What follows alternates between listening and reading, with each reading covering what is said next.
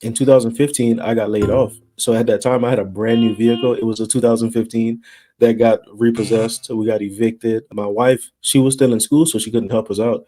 I was actually trying to start my first business when I got laid off. And look, the craziest part out of the whole story is the day that I got let go. I was praying that morning and I said, God, give me the strength to say you give it and you take it away. I was reading it in the scripture.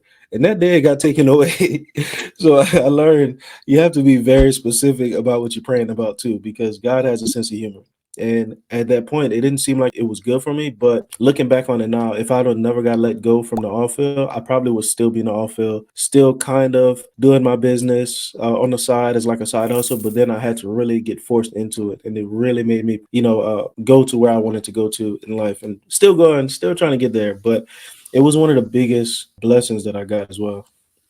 Yeah. Well, that I'm telling you, that's what it's all about. You do what you got to do to get where you want to go in Yep, a good way, correct. but you're planning to get to a better place.